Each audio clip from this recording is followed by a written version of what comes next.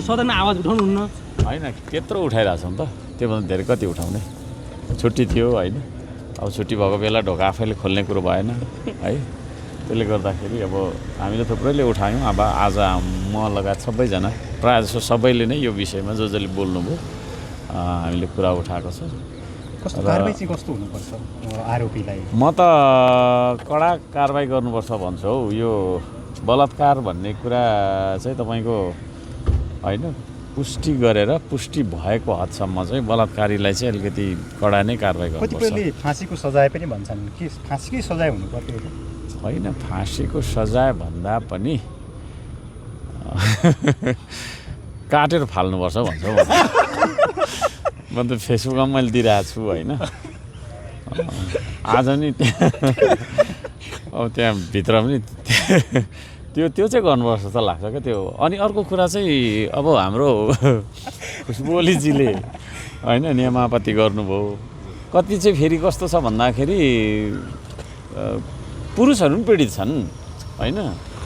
5 वर्ष पहिलादेखि भन्ने खालको कुराहरू हुन्छ नि त होइन अनि सहमतिमा सँगै बस्छन् लिभिङ टुगेदर गर्छन्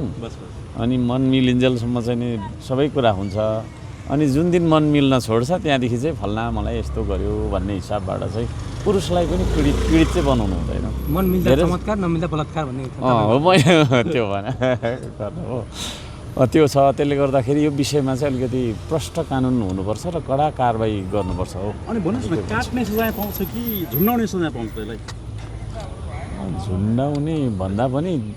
काट्दाखेरि नै राम्रो हुन्छ होला हौ उसलाई पछुतो भइरहेको छ नि त होइन पछुतो नै सबभन्दा ठुलो सजाय हो क्या रियलाइज होइन विथ गिल्टी फिल रियलाइज जुन गर्छ नि त्यो चाहिँ तपाईँको चाहिँ नि के अरे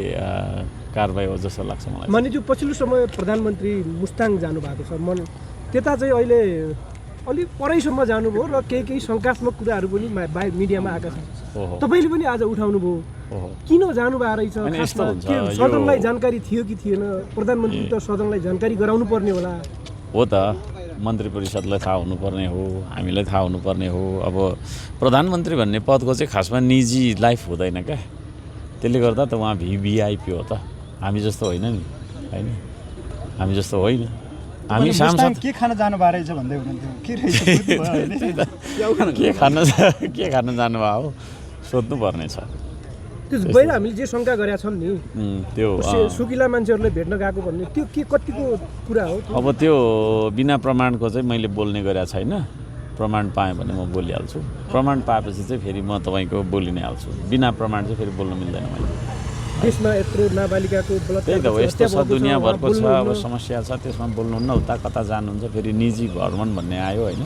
प्रधानमन्त्री त निजी भन्ने त हुँदैन नि कि त निजी भन्छ म जस्तो एक्लै हिँड्नु पऱ्यो होइन अब त्यहाँ सयौँको सङ्ख्यामा अब सुरक्षाकर्मी परिचालित भइ नै हाल्नुपर्छ होइन एक्लै जाने कुरो हुन्न त्यस्तो अब त्यसले गर्दाखेरि यो त्यही त शङ्का गर्ने ठाउँ छ तर प्रमाण बिना केही बोल्न मिल्दैन तपाईँले सँगसँगै एउटा अर्को विषय पनि उठाउनु भयो एक्सट्रिमको कुरा उठाउँदै हुनुहुन्थ्यो काठमाडौँ एक्सट्रिमले खाएछ भन्दै हुनुहुन्थ्यो त्यही त पोलै पछि देख्छु क्या किनेकै हो कि काठमाडौँलाई कि के हो कि हाम्रो मन्त्रीज्यूहरूको पनि सेयर छ कि भनेर प्रश्न त गर्न पाइयो नि त व्यापारीहरूले विज्ञापन गरे होला नि त मानिज्यू त्यही त उसैले मात्रै गरेको छ फेरि अरू पनि त छ होला होइन पोलै पछि सायद तर त्यो कस्तो पेय पदार्थ हो त्यसको ऊ पनि होइन के अरे ल्याब रिपोर्टहरू पनि चाहिन्छ जस्तो लाग्छ होइन त्यो साँच्चै नै तपाईँको चाहिँ स्वास्थ्यवर्धक हो कि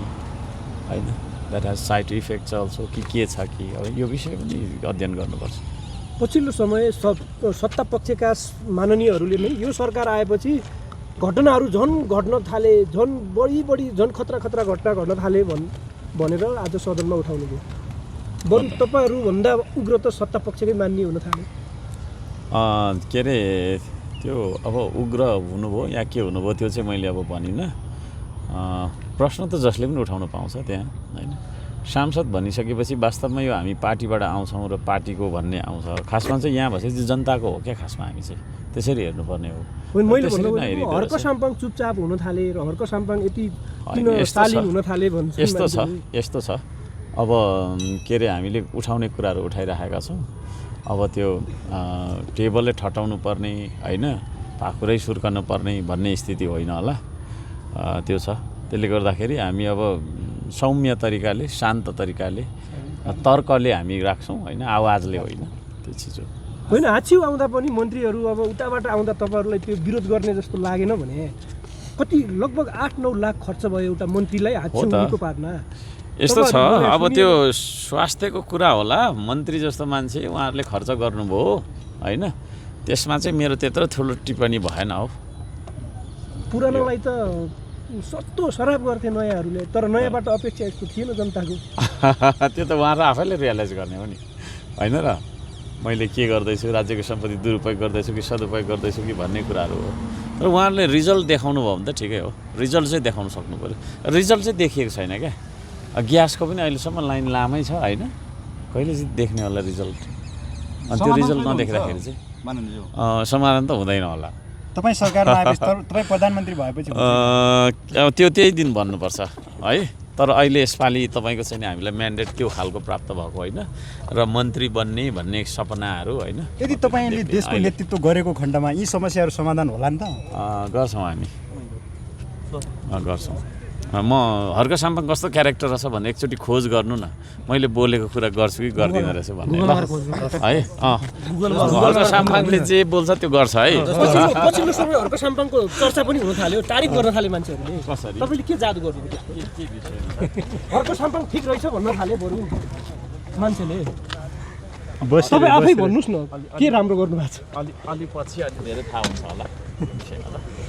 है। हामी काम गर्छौँ त, त्यसले गर्दा कामको मूल्य अब जनताले बिस्तारै हर्क साम्पाङको जादु देखे, त्यही भनौँ। देखा त फेरि तारिफ गरे जस्तो होला तपाईँको। देख्दै गर्छ, तारिफ गर्नु पनि पर्छ नि, प्रशंसा गर्नुपर्छ नि काम गर्ने मान्छेलाई होइन र। त्यस्तो सामान्य सञ्जालमा तपाईँले राम्रो काम गर्नु भएको छ त गुड जब भन्छु नि म होइन, त्यो हो क्या एकअर्का। सामान्य सञ्जाल तपाईँको त्यो सोकिएको बिचमा नि तपाईँले कमेन्टमा लफडा परिरहेको खास के हो त्यो खास गरी? ए सोक्यो राखेँ भन्नुभयो, मैले त राखेको छैन होइन। अनि त्यसरी त्यो मिथ्या तपाईँको चाहिँ नि झुटो प्रचार गर्ने मान्छेहरूलाई चाहिँ म त्यही खालको दिनु मन लाग्छ हौ। ल अहिले मन लाग्छ ल।